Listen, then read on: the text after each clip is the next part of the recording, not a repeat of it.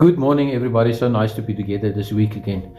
I want to talk about to have boldness in spreading the gospel. The good news which we have received, freely we have received it. But I want to challenge you, go out and speak it boldly. Because that's a commandment from the Lord Jesus. He didn't hold back anything from the Father. He gave us the whole gospel. He gave us Himself where He died on the cross. And then He sent us out, what we said in Matthew, and said, go into the world, preach the gospel. Let everyone that they have the ability to get saved.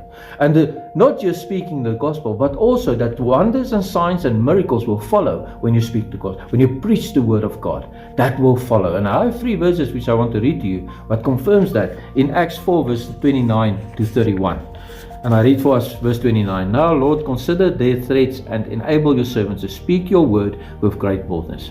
They were threatened because they were the first church, and the people going out, they were preaching the word of God with boldness. And then the church actually captured them and said, stop speaking in this name, and said, but who must we obey, you or God? And they obeyed God, because from there on they speak the gospel again and again, even though they were thrown into prison. They did it with boldness. So I want to read verse 29 again. Now, Lord, consider their threats and enable your servants to speak your word with great boldness. Verse 30 say, stretch out your hand to heal and perform signs and wonders through the name of your holy servant Jesus. 31 say, after they prayed, the place where they were meeting was shaken, and they were all filled with the Holy Spirit and spoke the word with great boldness. First, Lord, give us boldness to speak the word of God.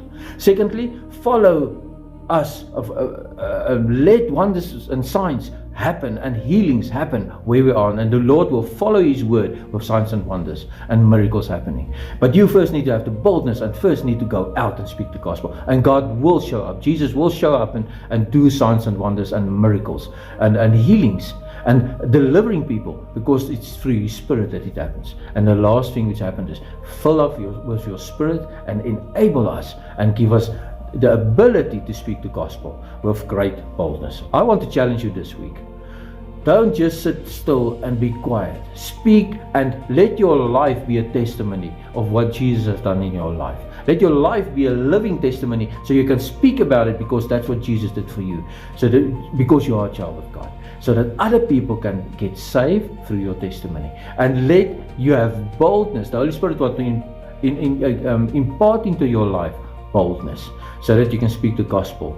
And don't be afraid, because the Holy Spirit is with you. Signs and wonders and miracles will happen and follow you, because that's what the words say. And the Holy Spirit will fill you when you just ask, Holy Spirit, fill me to speak the gospel and to preach the word of God. And the Lord will help you.